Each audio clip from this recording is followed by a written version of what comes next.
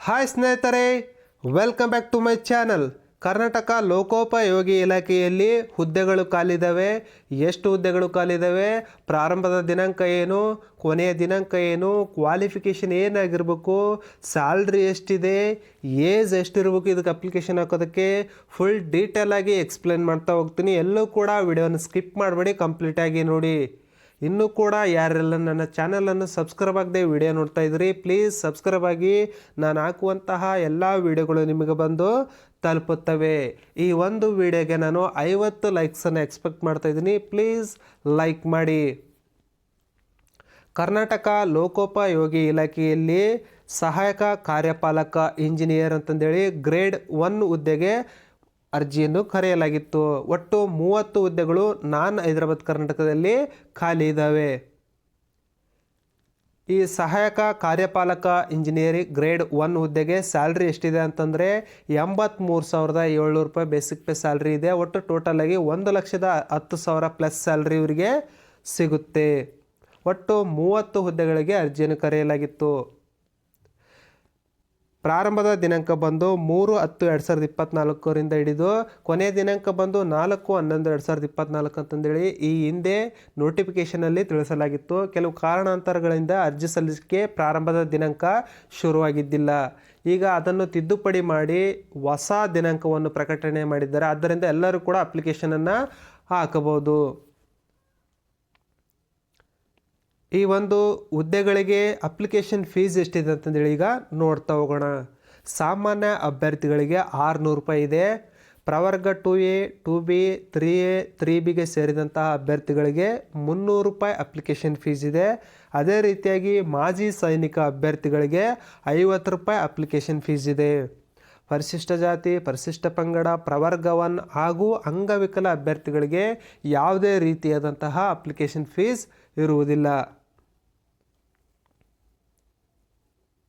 ಈ ಒಂದು ಹುದ್ದೆಗೆ ಕ್ವಾಲಿಫಿಕೇಷನ್ ಏನಾಗಿರ್ಬೇಕಂತಂದೇಳಿ ಈಗ ನೋಡ್ತಾ ಹೋಗೋಣ.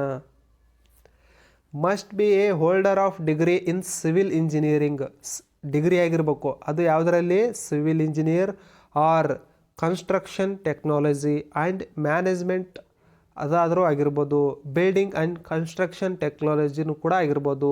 Civil engineering and planning or civil technology or construction technology or construction engineering.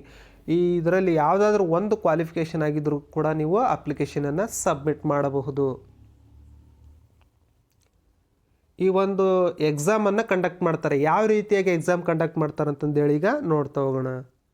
ಇಲ್ಲಿ ಒಂದು ಕನ್ನಡ ಎಕ್ಸಾಮ್ ಇರುತ್ತೆ, ಇಂಗ್ಲೀಷ್ ಎಕ್ಸಾಮ್ ಇರುತ್ತೆ, ಸಾಮಾನ್ಯ ಜ್ಞಾನ ಮತ್ತು ತಾಂತ್ರಿಕ ವಿಷಯಗಳ ಲಿಖಿತ ಪರೀಕ್ಷೆ ಇರುತ್ತೆ. ಅದಾದ ನಂತರ ವ್ಯಕ್ತಿತ್ವ ಪರೀಕ್ಷೆಯನ್ನು ಒಳಗೊಂಡಿರುತ್ತೆ.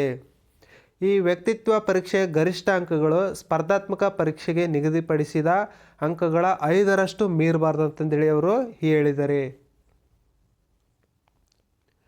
ಈ ಒಂದು PDF ನಿಮಗೇನಾದ್ರು ಬೇಕಾಗಿತ್ತಪ್ಪ ಅಂತಂದರೆ ನನ್ನ ವಿಡಿಯೋ ಡಿಸ್ಕ್ರಿಪ್ಷನ್ ಬಾಕ್ಸ್ನಲ್ಲಿ ನನ್ನ ಟೆಲಿಗ್ರಾಮ್ ಚಾನಲ್ ಲಿಂಕ್ ಕೊಟ್ಟಿರ್ತೀನಿ. ಆ ಲಿಂಕ್ ಕ್ಲಿಕ್ ಮಾಡಿ ನನ್ನ ಟೆಲಿಗ್ರಾಮ್ ಚಾನಲ್ ಜಾಯ್ನ್ ಆಗಿ ಈ ಒಂದು PDF ನೀವು ಡೌನ್ಲೋಡ್ ಮಾಡ್ಕೊಳ್ಳಿ. ಹೆಚ್ಚಿನ ಮಾಹಿತಿಗಾಗಿ ನೀವು ಟೆಲಿಗ್ರಾಮಲ್ಲಿ ನನ್ನ ಕಾಂಟ್ಯಾಕ್ಟ್ ಮಾಡಿ. ಇಲ್ಲಿ ಲಿಖಿತ ಪರೀಕ್ಷೆ ಯಾವ ರೀತಿ ಇರುತ್ತೆ, ಎಷ್ಟು ಅಂಕಗಳಿರ್ತಾವೆ, ಫುಲ್ ಡೀಟೇಲ್ ಆಗಿ ನೋಡ್ತಾ ಹೋಗೋಣ. ಕನ್ನಡ 100 ಮಾರ್ಕ್ಸಿಗಿರುತ್ತೆ, 1.5 ಗಂಟೆ ಟೈಮ್ ಕೊಡ್ತಾರೆ. ಅದೇ ರೀತಿಯಾಗಿ ಇಂಗ್ಲೀಷು ಇರುತ್ತೆ, 100 ಮಾರ್ಕ್ಸ್ ಇರುತ್ತೆ, 1.5 ಗಂಟೆ ಟೈಮ್ ಕೊಡ್ತಾರೆ. ಅದಾದ ನಂತರ ಸಾಮಾನ್ಯ ಜ್ಞಾನ ಇರುತ್ತೆ, 100 ಅಂಕಗಳಿರ್ತಾವೆ, 1.5 ಗಂಟೆ ಟೈಮಿಂಗ್ ಕೊಡ್ತಾರೆ.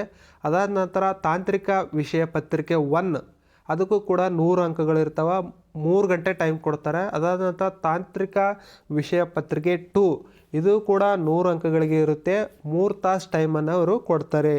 ತಾಂತ್ರಿಕ ವಿಷಯ ಪತ್ರಿಕೆ 3 ಇದು ಕೂಡ 100 ಅಂಕಗಳಿಗೆ ಎಕ್ಸಾಮನ್ನು ಕಂಡಕ್ಟ್ ಮಾಡ್ತಾರೆ, 3 ಗಂಟೆ ಇವರಿಗೆ ಟೈಮ್ ಇರುತ್ತೆ. ನೆಕ್ಸ್ಟ್ ತಾಂತ್ರಿಕ ವಿಷಯ ಪತ್ರಿಕೆ 4 ಇದು ಕೂಡ 100 ಅಂಕಗಳಿಗಿರುತ್ತೆ, 3 ಗಂಟೆ ಟೈಮನ್ನು ಕೊಟ್ಟಿರ್ತಾರೆ. ಒಟ್ಟು ಟೋಟಲ್ ಆಗಿ 500 ಅಂಕಗಳಿಗೆ ಎಕ್ಸಾಮನ್ನು ಕಂಡಕ್ಟ್ ಮಾಡ್ತಾರೆ. ಇಲ್ಲಿ ವ್ಯಕ್ತಿತ್ವ ಪರೀಕ್ಷೆ ಗರಿಷ್ಠ ಅಂಕಗಳು 5% ಇರುತ್ತೆ. ಅಂದರೆ 25 ಅಂಕಗಳನ್ನು ನೀವು ಪಡಿಬೇಕಾಗುತ್ತೆ. ನೆಕ್ಸ್ಟ್ ನೋಡ್ತಾ ಹೋಗೋಣ. ಎಲ್ಲೂ ಕೂಡ ವಿಡಿಯೋನ ಸ್ಕಿಪ್ ಮಾಡಬೇಡಿ, ಕಂಪ್ಲೀಟಾಗಿ ನೋಡಿ.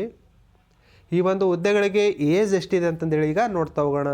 ಕನಿಷ್ಠ 21 ವರ್ಷ ಆಗಿರಬೇಕು. ಅದೇ 21 ವರ್ಷದಿಂದ ಹಿಡಿದು 40 ವರ್ಷದೊಳಗಿನ ಎಲ್ಲ ಅಭ್ಯರ್ಥಿಗಳು ಕೂಡ ಈ ಒಂದು ಹುದ್ದೆಗೆ ಅರ್ಜಿಯನ್ನು ಸಲ್ಲಿಸಬಹುದು.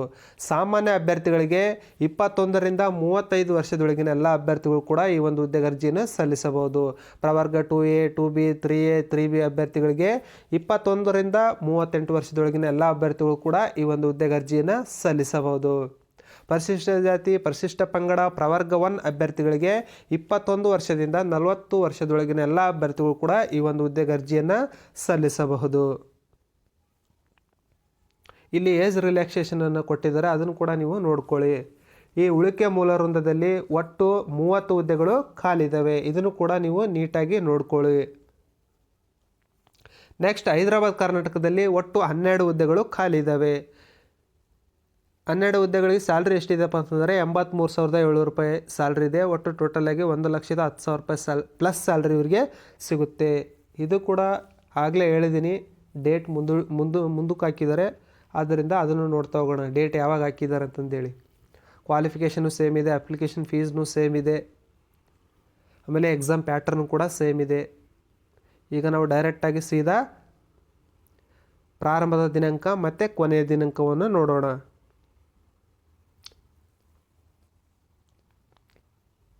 ಎಲ್ಲ ಸೇಮ್ ಇದೆ. ಹೈದರಾಬಾದ್ ಕರ್ನಾಟಕನೂ ನಾನ್ ಹೈದರಾಬಾದ್ ಕರ್ನಾಟಕ ಎರಡೂ ಸೇಮ್ ಇರುತ್ತೆ. ಹುದ್ದೆಗಳಷ್ಟೇ ಹೆಚ್ಚು ಕಮ್ಮಿ ಆಗಿರ್ತವೆ.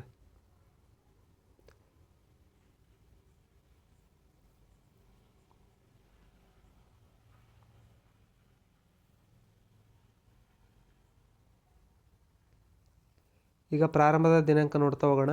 ನೋಡ್ತಾ ಇರ್ಬೋದು ನೀವು 20/1/2025 ಪ್ರಾರಂಭದ ದಿನಾಂಕ ಆಗಿರುತ್ತೆ. ಅದೇ ರೀತಿಯಾಗಿ ಕೊನೆಯ ದಿನಾಂಕ 3/2/2025 ಕೊನೆಯ ದಿನಾಂಕ ಆಗಿರುತ್ತೆ. ಆದ್ದರಿಂದ ಎಲ್ಲರೂ ಕೂಡ ಈ ಒಂದು ಹುದ್ದೆಗಳಿಗೆ ಆದಷ್ಟು ಬೇಗ ಅಪ್ಲಿಕೇಶನ್ ಹಾಕೋದಕ್ಕೆ ಶುರು ಮಾಡಿ. ಹೈದರಾಬಾದ್ ಕರ್ನಾಟಕ ಮತ್ತು ನಾನ್ ಹೈದರಾಬಾದ್ ಕರ್ನಾಟಕ ಎರಡಕ್ಕೂ ಕೂಡ ಸೇಮ್ ಇರುತ್ತೆ. ಈ ಗ್ರಾಮೀಣ ಅಭ್ಯರ್ಥಿಗಳು 1ರಿಂದ 10ನೇ ತರಗತಿವರೆಗೂ ನೀವು ಗ್ರಾಮೀಣ ಮಾಧ್ಯಮದಲ್ಲಿ ಓದಿದ್ರೆ ಅಂಥವರು ವ್ಯಾಸಂಗ ಪ್ರಮಾಣ ಪತ್ರವನ್ನು ಪಡೆದು ನೀವು ಸಬ್ಮಿಟ್ ಮಾಡಬೇಕು ಆ ಟೈಮಲ್ಲಿ. ಮತ್ತು ಈ ಕನ್ನಡ ಮೀಡಿಯಂ ಅಭ್ಯರ್ಥಿಗಳು 1ರಿಂದ 10ನೇ ತರಗತಿವರೆಗೂ ನೀವು ಕನ್ನಡ ಮಾಧ್ಯಮದಲ್ಲಿ ಓದಿದರೆ ಕನ್ನಡ ಮೀಡಿಯಂ ಸರ್ಟಿಫಿಕೇಟನ್ನು ನೀವು ತೆಗೆದುಕೊಂಡು ಹೋಗಬೇಕಾಗುತ್ತೆ. ಅದಾದ ನಂತರ PHP ಕ್ಯಾಂಡಿಡೇಟ್ಗಳು ಯಾರೆಲ್ಲ ಈ ಅಂಗವಿಕಲ ಅಭ್ಯರ್ಥಿಗಳು ಇರ್ತೀರಲ್ಲ, ನೀವು 40ರಷ್ಟು ಅಂಗವಿಕಲತೆಯನ್ನು ನೀವು ಹೊಂದಿರಬೇಕು. ಅದರ ಪ್ರಮಾಣ ಪತ್ರವನ್ನು ಕೂಡ ನೀವು ಹೊಂದಿರಬೇಕಾಗುತ್ತೆ. ಅದೇ ರೀತಿಯಾಗಿ ಮಾಜಿ ಸೈನಿಕ ಅಭ್ಯರ್ಥಿಗಳು ಯಾರೆಲ್ಲ ಇದ್ದೀರಲ್ಲ, ಅಲ್ಲಿಂದ ನೀವು ಡಿಸ್ಚಾರ್ಜ್ ಆಗಿರ್ತೀರಲ್ಲ, ಆ ಸರ್ಟಿಫಿಕೇಟನ್ನು ನೀವು ಅಲ್ಲಿ ತೋರಿಸ್ಬೇಕಾಗುತ್ತೆ. ಏನಾದರೂ ಸರ್ಕಾರಿ ಕಚೇರಿಗಳಲ್ಲಿ ನೀವು ಕೆಲಸವನ್ನು ಮಾಡ್ತಾ ಇದ್ದರೆ ನೀವು NOCಯನ್ನು ಪಡೆದು ನೀವು ಸಬ್ಮಿಟ್ ಮಾಡಬೇಕಾಗಿರುತ್ತೆ. ಎಲ್ಲರಿಗೂ ಕೂಡ ಇದು ಒಂದು ಉಪಯುಕ್ತ ಮತ್ತು ಒಳ್ಳೆಯ ವಿಡಿಯೋ ಆಗಿದ್ದು, ಎಲ್ಲರೂ ಕೂಡ ಆದಷ್ಟು ಬೇಗ ಈ ಒಂದು ವಿಡಿಯೋವನ್ನು ನಿಮ್ಮ ಸ್ನೇಹಿತರಿಗೆ ಫ್ಯಾಮಿಲಿಯವರಿಗೆ ಶೇರ್ ಮಾಡಿ, ಲೈಕ್ ಮಾಡಿ. ಹಾಗೆ ಈ ಒಂದು ವಿಡಿಯೋಗೆ ಲೈಕ್ ಮಾಡಿ, ಸಬ್ಸ್ಕ್ರೈಬ್ ಆಗೋದನ್ನು ಮಾತ್ರ ಮರಿಬೇಡಿ. ಎಲ್ಲರಿಗೂ ಗುಡ್ ಲಕ್.